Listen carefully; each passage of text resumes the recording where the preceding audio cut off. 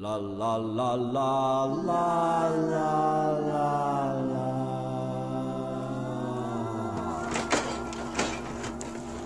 Tomorrow is recycling in my neighborhood. I've got to get this out to the curb, all these cans and bottles and newspapers and magazines. Those 6 pizza boxes are not mine. I don't know where they came from.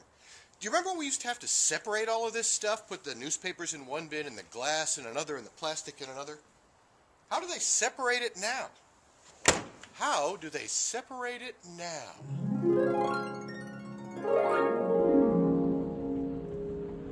As a semi-professional semi-journalist, I know that to answer a question like that, you go to the source. In this case, you follow a garbage truck, and you end up here in Earth City, a place that sure doesn't look like a landfill or a dump or any place where a garbage truck would empty out. But that's just what it is. And the garbage trucks are recycling trucks.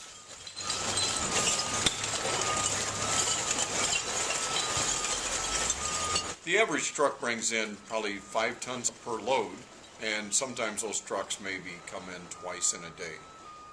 So they could bring 10 tons a day or better.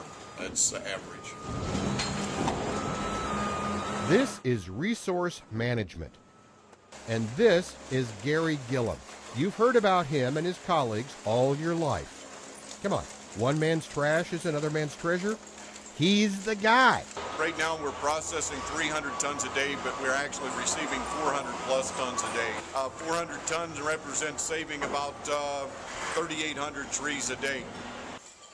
But how do they separate that mixed up single stream trash recycling? How do they get the beer cans apart from the wine bottles, the cereal boxes from the old copies of the HEC-TV magazine? Yes, there is a magazine. How do they do it? Think D-Day with cooler machines. And think Everest, indoors in Earth City. The trucks dump their loads onto the tipping floor. We send it to a pre-sort. There's things that people put into recycling that are we do not recycle here, and those are things like plastic bags, metals that we cannot put with the cans or the aluminum, and there's other non-recyclables that comes through. I can't show you the next piece of machinery. It's a company secret. Just believe me when I say it rocks and it rolls, it shimmies and it shakes. We call it a heavy light separator.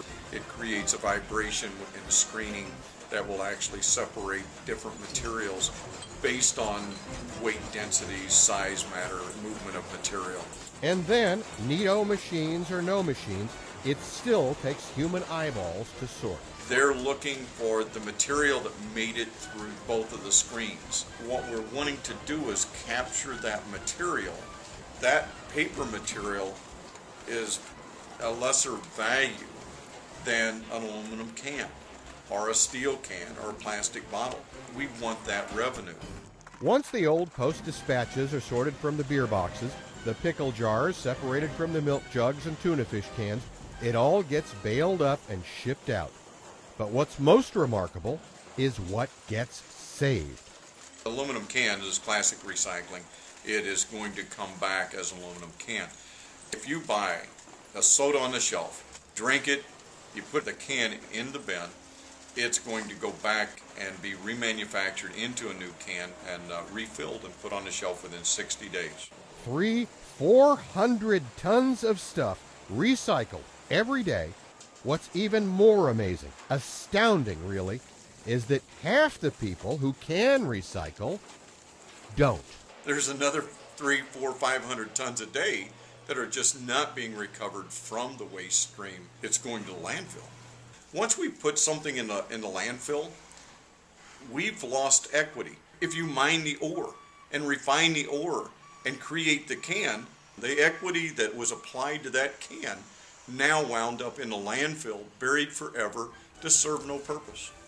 300 tons a day, shipped out to turn back into new recycled stuff. That is a lot of St. Louis things.